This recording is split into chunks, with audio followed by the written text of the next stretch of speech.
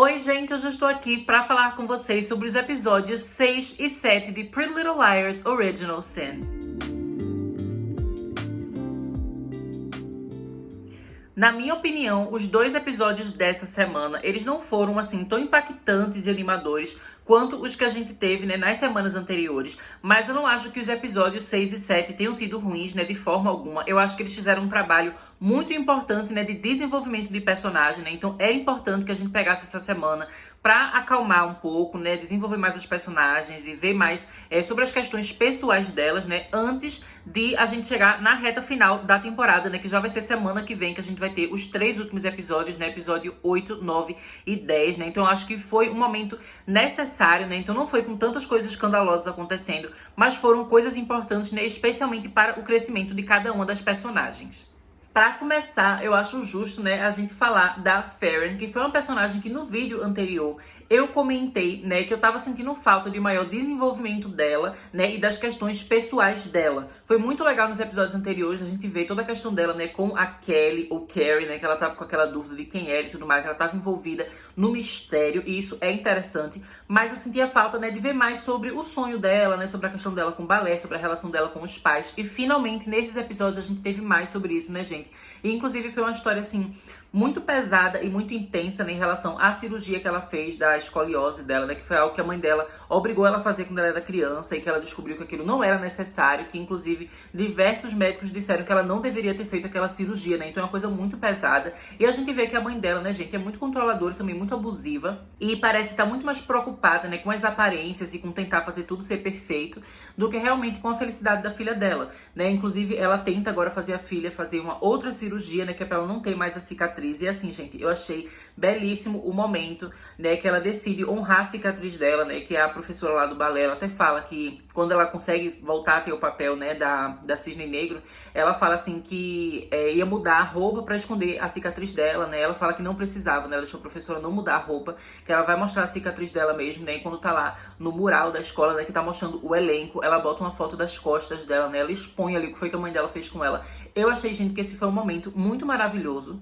E eu acho que isso é muito importante também quando a gente para pra pensar nas pessoas que estão vendo a série, Pode ser que tenha alguma pessoa que tá assistindo que também tem uma cicatriz, que também tem uma história, com a cirurgia ou com um acidente ou com alguma característica física que não se sinta confortável, E eu acho que a história dessa personagem serve muito como uma forma de empoderamento, Eu achei que foi muito legal. Toda a questão, assim, da autoestima, do amor próprio, E também daquele outro bailarino que gosta dela, que eles são namoradinhos, Ele também super aceitando ela, Eu achei isso bastante legal, Achei que foi um momento muito bonito do episódio, Infelizmente a mãe dela ficou tão louca com aquilo, que acabou se acidentando, Teve um acidente de carro e a mãe dela, gente, continuou sendo super abusiva, Continuou sendo horrível. A mãe dela lá na cadeira de rodas na casa dela, fazendo de vítima, isso foi culpa sua, não sei o quê. Tipo, a menina não tem culpa, sabe? Ela tava colocando pra fora aquilo que ela tava sentindo, ela tava muito frustrada com aquilo que ela descobriu, sabe? Ela ficou muito chocada quando ela viu que a mãe dela fez ela fazer uma cirurgia, que não era necessária, que inclusive poderia fazer mal a ela. E inclusive, no mesmo episódio a gente também vê que ela tá tendo dores, que ela tem dores crônicas desde que ela fez essa cirurgia, as dores não pararam, Já faz 8 anos que ela tem essas dores, de vez em quando fica mais tranquilo,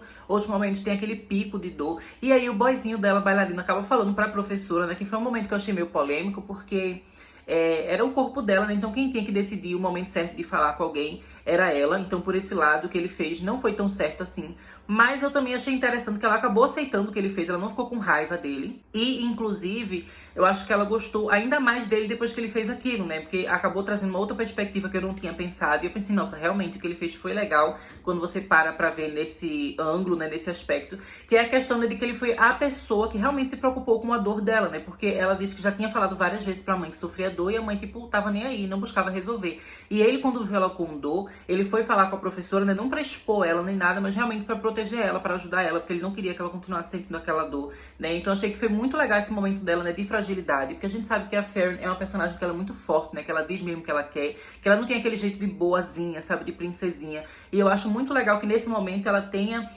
se deixado ser mais frágil e ter deixado que alguém cuidasse dela, Porque é algo que, pelo que a gente vê na série, ela nunca teve esse cuidado de outra pessoa, Porque a mãe dela só queria, as aparências, que ela fosse perfeita, enfim. Então achei muito legal a relação deles, Eu fiquei muito feliz que toda essa questão dela foi melhor trabalhada. E inclusive, falando dela, tem aquela questão, da Kelly e da Karen, que nesse episódio a gente acaba tendo uma resposta sobre aquela dúvida, de quem era a verdadeira sobrevivente.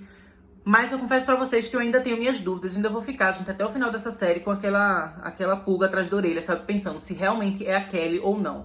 Mas nesse episódio acaba dando a entender pra gente que de fato é a Kelly, né? Porque a persegue ela lá, que inclusive é isso que faz ela desistir de participar da peça, né? Ela inclusive sai do balé, porque a tá lá com a faca perseguindo ela, perguntando se ela é Karen ou Kelly, né? Então ela acaba gritando, chorando, dizendo que é Kelly.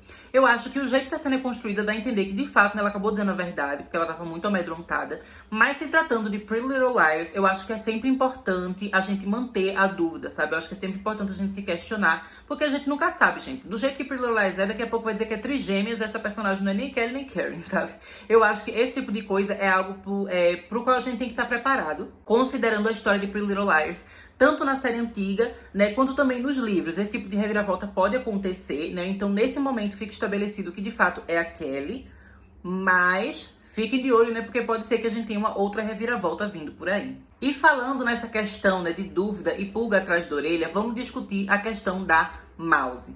No episódio anterior, eu não tinha entendido exatamente o que é que estava rolando entre ela e aquele homem mais velho com que ela estava saindo. Algumas pessoas nos comentários do vídeo anterior falaram, né, a sua visão, sua interpretação, sua teoria, e várias pessoas falaram uma coisa que eu não tinha pensado, mas que eu achei muito legal quando eu li, né, que era da Mouse. Ela está encontrando famílias que tiveram, né, os seus filhos desaparecidos, né, sequestrados, e aí ela tinha encontros com essas pessoas, né, se passando pela filha deles, né, para eles conseguirem ter, digamos assim, um conforto ali no coração, ter um momento, né, fingindo que era filha deles, e que era isso que ela estava fazendo, e aquele cara era um dos pais que ela estava tentando ajudar.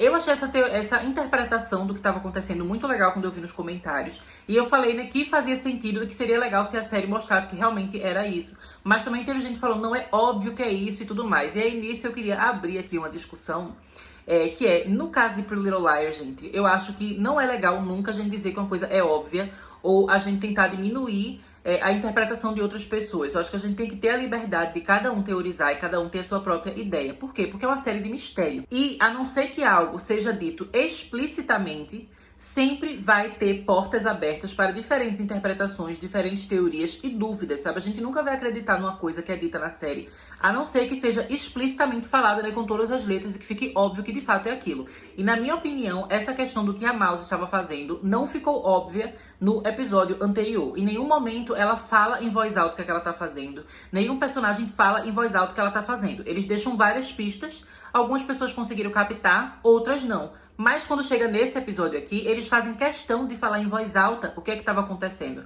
Por quê? Exatamente porque tinha se criado uma dúvida. E no momento que é para dar a resposta definitiva, a série tem que ser explícita, né? Então acho que isso é uma coisa que vai acontecer em outros elementos da série também, né? Então acho que é legal que a gente tenha essa mente aberta pra gente ver diferentes teorias e não pensar que algo que a gente acha é óbvio ou que não é. Porque em série de mistério nada é óbvio, sempre tem essa abertura para diferentes interpretações e tudo sempre vai gerar dúvidas.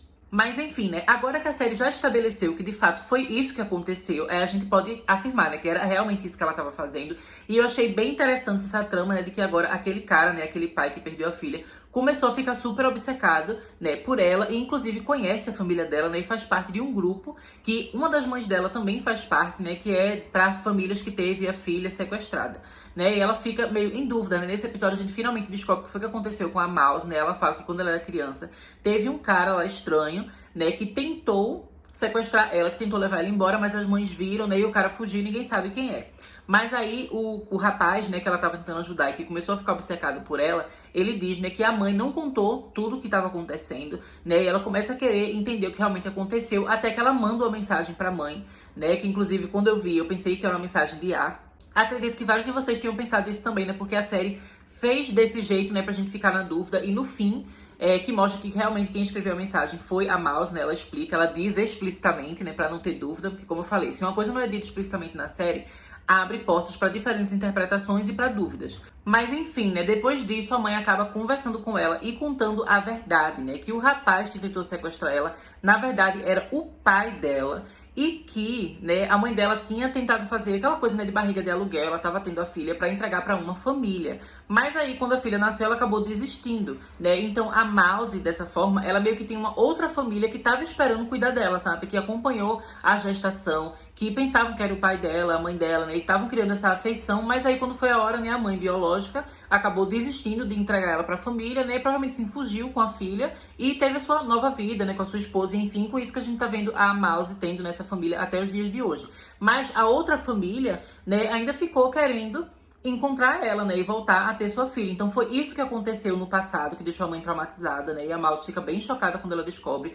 Mas eu achei muito legal essa explicação, né, inclusive continua sem mostrar exatamente quem era esse pai dela. Eu acho que ele pode se tornar um personagem importante, né, nos próximos episódios, ou até mesmo, né, em próximas temporadas, se a série for renovada, que eu acho que vai ser renovada, porque tá fazendo um grande sucesso, né, o pessoal tá gostando muito, e toda vez que lança episódio, né, a série fica sendo super comentada no Twitter e tudo mais, então eu acho que sim, vai ser renovada. Eu acho que essa é uma trama que tem muito potencial pra ser explorada, né, e ser estendida e trazer mais histórias pra gente, mais acontecimentos interessantes, né, então eu acho que isso é legal. E gostei que finalmente a gente descobriu de fato o que aconteceu, né, e também gostei muito, gente, de ver dessa vez, né, a Mouse e o Ash, eles finalmente confirmando que são de fato namorados, né, eles confirmando o relacionamento deles. Eu shippo muito esse casal, né, e eu acho que o Ash é um dos poucos personagens que eu acho que dá pra gente confiar, sabe, que é o namorado bonzinho, que eu acho que ele não vai estar relacionado à revelação de quem é A. E eu digo isso, né, gente, porque assim, ele é o único personagem trans que a gente tem na série até agora, né? E na série anterior, a única personagem trans que a gente teve foi Cici, e Cici foi a vilã, sabe? Foi Big A. E eu acho que seria uma coisa meio repetitiva e não tão legal você colocar duas vezes, né, na série o personagem trans, né? A única pessoa trans que tem na série sendo vilão.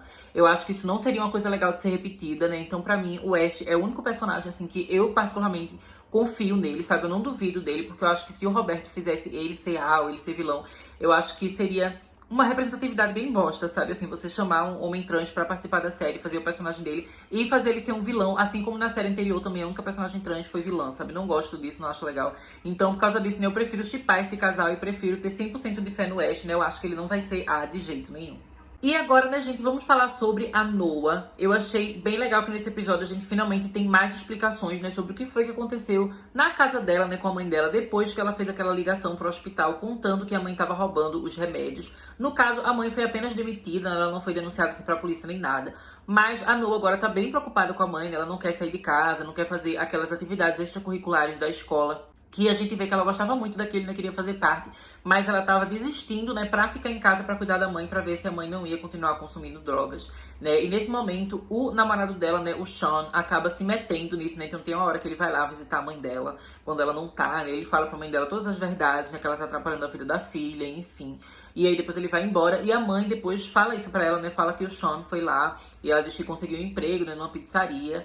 Mas ela parece que realmente ela não entendeu o lado da filha, né? Ela parece que não entendeu porque o namorado tava indo lá pra ajudar a Noah, né? Eu acho que a mãe se vitimiza muito, né? Isso, na verdade, é uma coisa que várias mães aqui na série estão fazendo, né? A mãe da Fairy também é assim. Elas são muito tóxicas e abusivas, elas estão fazendo coisas que atrapalham muito a vida das filhas delas, né? Mas elas parecem que nunca pensam de verdade na filha, sabe? Elas só pensam na questão delas e as filhas são tipo só como se não estivessem entendendo o lado delas. Mas o lado delas não tem que entender, porque elas estão erradas, sabe? A mãe da Farron é escrota e a mãe da Noah é uma drogada, sabe? Então assim, evolua, mas ela não quer resolver isso, né? A Noah também fala, não, se ela quisesse resolver, se ela realmente quisesse parar de ser viciada nessas coisas, ela ia buscar isso, né? Porque a filha até fala pra ela, né, sobre uma reabilitação, pra ela ir passar uns meses lá, enfim, e a mãe não quer de jeito nenhum, não quer fazer parte. Então, assim, é uma história bem complicada, mas eu gostei, né, de finalmente a gente ver como é que estava a situação da Noah em casa, né? Eu gosto muito do fato de que ela tem o Sean pra ajudar ela. E ele é um personagem, gente, que eu achei interessante, né, que nesse episódio a gente viu ele sendo um pouco mais agressivo, né? Chega um pessoal lá da escola de Rosewood, que é o que eu vou falar em breve, né, que a gente teve Rosewood nesse episódio. Mas, enfim, né, tem um momento que aparecem, né, uns jogadores lá de futebol americano, enfim. E tem uma intriga, né, entre os jogadores de Millwood, né, que é a cidade aqui dessa nova Pretty Little Liars, e de Rosewood, que é a cidade da série antiga. E aí o Sean, ele acaba sendo bastante agressivo, né, ele tá lá querendo brigar, e a Noah fala que ela nunca viu ele sendo assim. Eu acho que esse momento, gente, é de pista, pra gente começar a ter dúvida, né, sobre o caráter dele, se ele é bom ou não, né? Porque a gente, de fato, nunca viu ele sendo agressivo, né? Ele é sempre muito fofinho, mas ele podia estar sendo fofinho e legal, né, como uma manipulação, como uma atuação, e na verdade ele está envolvido na questão de quem é A. E, inclusive, né, eu acho que essa questão, né, dos rapazes estarem bastante suspeitos tem muita ligação com o que eu vou falar depois, né, que é a questão da Imogen e da Tabby. No final dos episódios da semana passada, a gente viu a Imogen e a Tabby, né, conversando e uma contando pra outra que havia sofrido abuso sexual.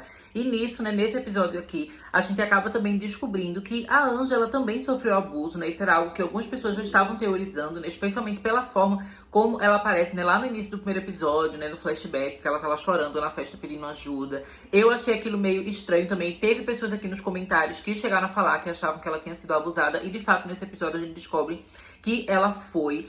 E assim, gente, nesse episódio aqui, eu senti que eles começaram a estabelecer vários personagens masculinos, né, como possíveis suspeitos desse abuso. Mas eu preciso dizer pra vocês, né, que eu acho que o abusador e a são pessoas diferentes, né? Eu acho que não tem relação com quem é a pessoa que fez isso com a Imogen e com a Tabby, né? Que inclusive durante o episódio elas até chegam a se questionar, será que não foi a mesma pessoa que abusou as duas personagens? Eu acho, gente, que de fato foi sim a mesma pessoa.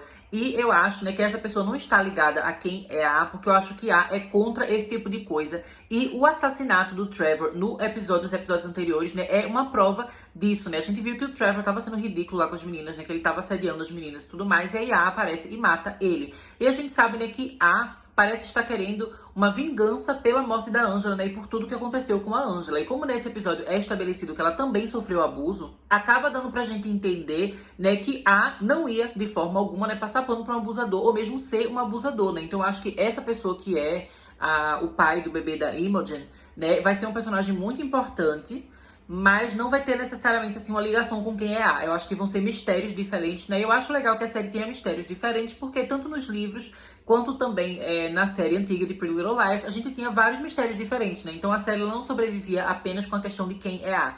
Tinha outras intrigas e outras coisas acontecendo, né? Eu acho que essa questão, né, de quem foi esse abusador e quem é o pai do bebê da Imogen é um mistério à parte. Mas enfim, né, além da gente ter essa questão do abuso em si, a gente também vê as duas personagens, né, Imogen e Tabby, indo para Rosewood, que foi uma coisa muito legal, né, gente? A gente rever a cidade da série original de Pretty Little Liars. Uma coisa que é interessante a gente observar aqui, né, gente, é que apesar de, no roteiro, né, nas falas, tudo ser Rosewood, o ambiente em si não é o mesmo, né? Então, por exemplo, elas vão pro hotel Radley, que antes era, né, o manicômio, enfim, é um local, assim, muito memorável, muito icônico da série original de Pretty Little Liars. Mas o Radley que a gente vê nessa série não é o mesmo set que a gente viu na série antiga, né? Então visualmente tá bem diferente, né? Rosewood tá bem diferente. Eu queria que eles tivessem tentado fazer uma coisa mais parecida realmente, né, com a série original. Mas eu acho que a intenção valeu, né? Foi legal a gente rever tudo aquilo, né? Eu também gostei que a gente trouxe, que eles trouxeram de volta o personagem Eddie Lamb, que ele trabalhava, né, gente, no Radley. Ele começa a aparecer, se eu não me engano, a partir da terceira temporada, né? Que tem um momento lá que a Spencer, né, ela fica lá no Radley, né? Aquele momento que a gente descobre quem é Eddie Lamb, ele começa a se envolver um pouco nos mistérios, né? Ele também tem um negócio assim com a Arya, que ele reconhece a Arya de algum lugar. Infelizmente, né, a história do Eddie Lamb foi algo que a Marlene King não levou a lugar nenhum, né? Porque, enfim, tem várias coisas da série original do Pretty Little Liars que não tiveram resolução, que não significaram nada.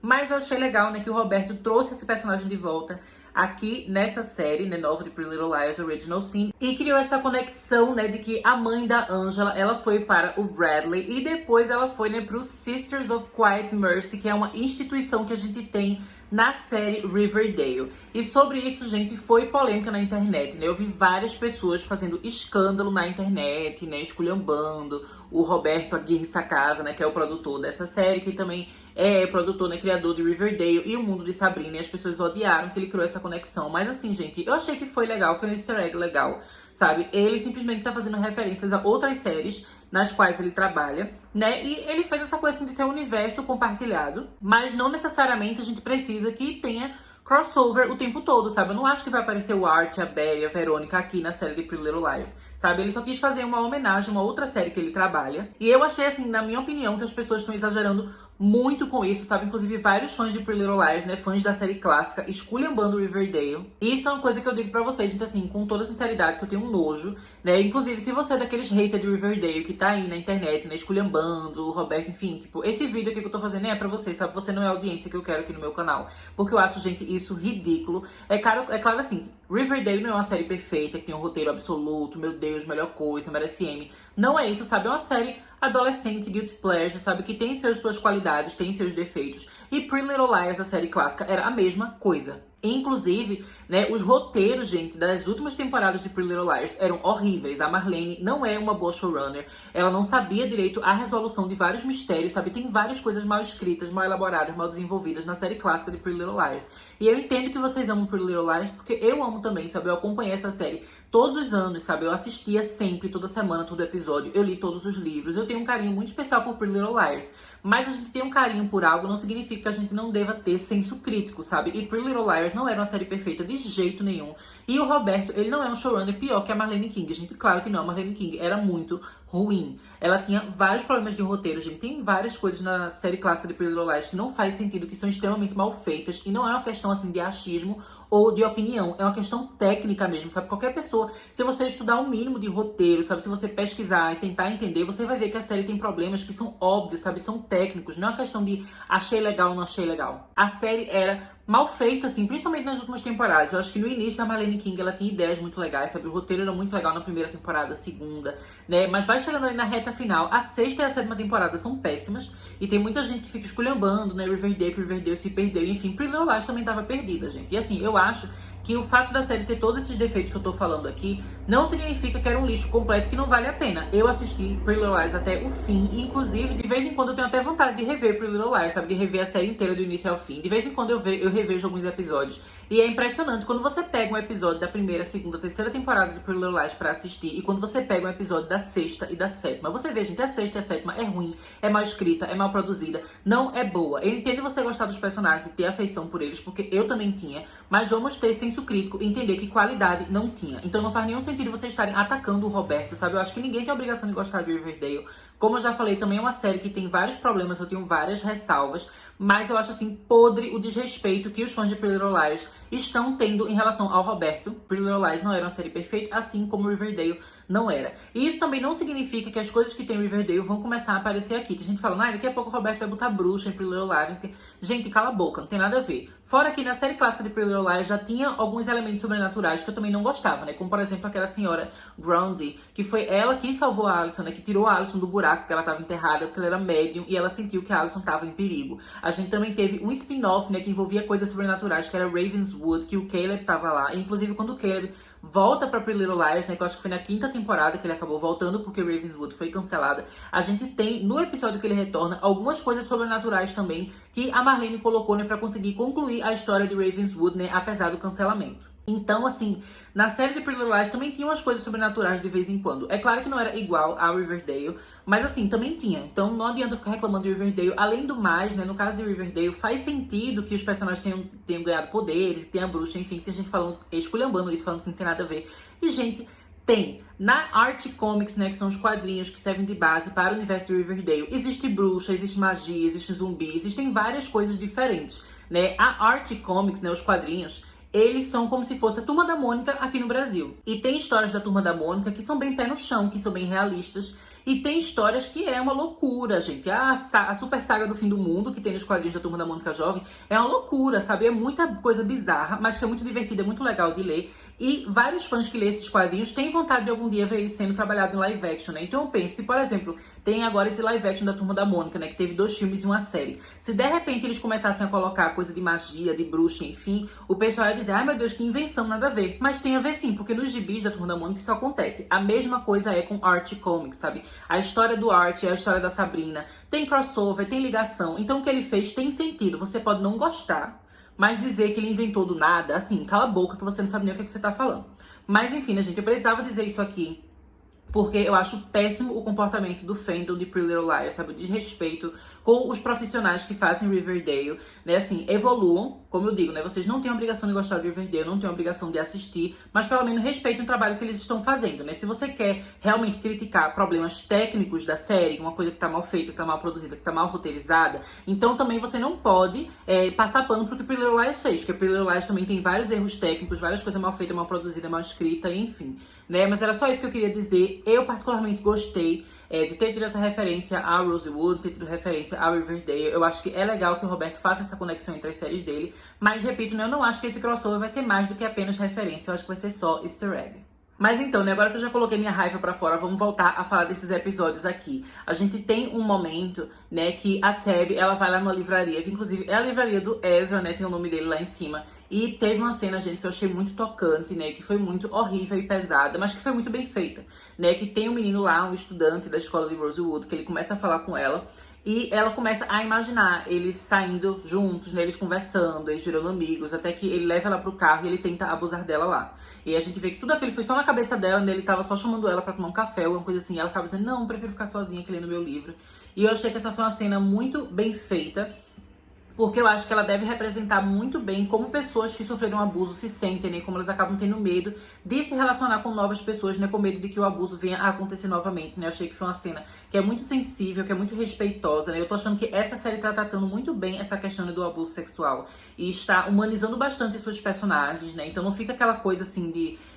que você tem que dizer pra todo mundo, não sei o que. As personagens têm o tempo delas pra decidir se elas querem falar com as pessoas ou não, né? Então nesses episódios a gente viu a Tab, né, ela pensando se ela falaria na delegacia o que aconteceu ou não, né? Então ela tenta lá ir com uma policial mulher, né, que a Imogen indica pra ela, né? Então ela tenta, mas a moça não tá lá no dia, né? Então ela acaba desistindo de contar. E eu achei tudo isso, né, a forma como tá sendo trabalhado, como tá sendo escrito, muito bem feito, né? Muito sensível. E eu acho que é muito legal, inclusive, né, porque infelizmente deve haver pessoas que estão vendo essa série, né, que sofreram da mesma coisa também, né? Então acho que é uma representatividade legal pra a pessoa que está vendo, né, não se sentir sozinha e também entender que tá tudo bem se ela não conseguiu falar na hora, né? Mas que no momento que ela estiver pronta, ela pode falar, né? Que tem pessoas, às vezes, que não vão acreditar, mas também tem pessoas que vão acreditar, sabe? Tem pessoas que vão ser suas amigas e que vão estar lá junto de você, né? Então achei muito legal toda a relação da Imogen e da Tab se unindo, né? E se ajudando nesse sentido. Infelizmente, né? Elas não conseguiram falar para as amigas o que aconteceu com elas, né? Elas estavam pretendendo falar, mas no final elas receberam uma mensagem de A mostrando que tinha matado o Trevor,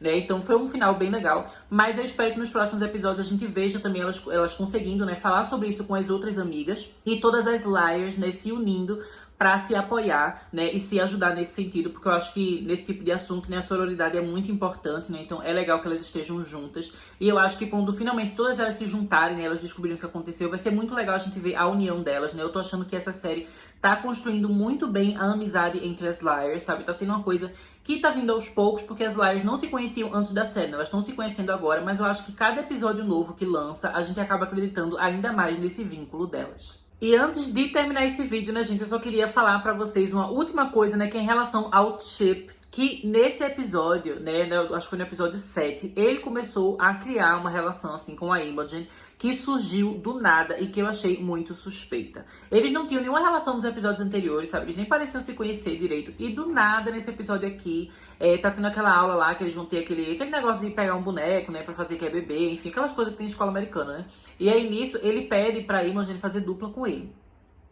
Eu achei isso meio bizarro, porque eu acho que isso pode ser a forma da série, né, de dar uma pista pra gente de que ele, na verdade, seja o responsável pelo abuso, né, ele seja o pai do bebê da Imogen. Inclusive, tem vários momentos, né, que ele realmente se coloca como pai e você fica pensando, né, até que ponto isso é por causa da questão da escola, né, da atividade da escola, e até que ponto é ele realmente demonstrando que ele é o pai do bebê da Imogen, né? Porque tem aquele momento também que ela tá indo naquele local lá de adoção pra perguntar como é, que ela tá pensando em colocar a filha dela pra adoção, e ele lá se coloca como se fosse o pai da criança, né? Ela até fica surpresa na hora, ele fala, não, eu tava fazendo isso pra lhe apoiar. Mas será que, na verdade, ele tava fazendo aquilo porque, de fato, ele é o pai do bebê e ela não sabe? Eu achei, gente, isso muito suspeito, né? A gente sabe que a Tab também foi abusada, né? E, inclusive, né, no trailer pros próximos episódios tem até uma fala, né? Que eles dizem assim, que normalmente é uma pessoa próxima de você, né? Na maioria dos casos é uma pessoa que você conhece. E eu acho, né, que dentre os personagens masculinos que a gente tem na série, o Chip é um dos que parece ser mais legal e que até agora ele nunca esteve envolvido em nada que fosse suspeito e misterioso, sabe? Ele sempre pareceu muito legal, muito fofinho. E eu acho que isso, como eu já digo, né, deixa aquela pulga atrás da orelha, já deixa a gente duvidando.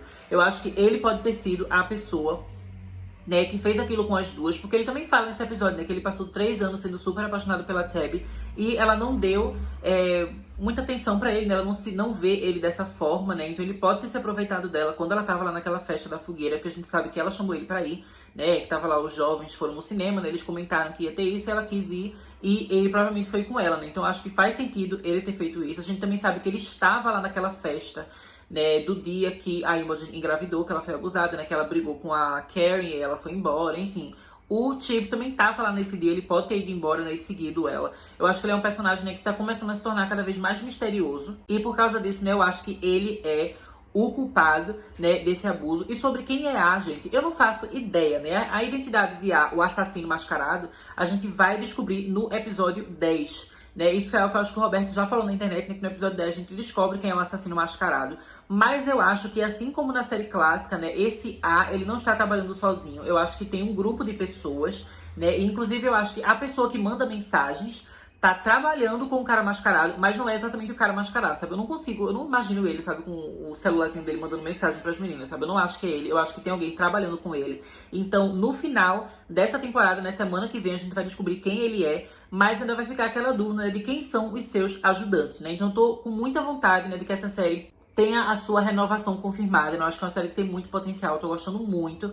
E é isso, gente, eu vou deixar vocês por aqui. Eu espero que vocês tenham gostado desse vídeo, né? Eu acho que semana que vem vai ser incrível, né? Eu tô muito ansioso pra voltar aqui pro canal pra falar sobre os próximos 3 episódios com vocês. E é isso, né? Deixo vocês por aqui. Até mais!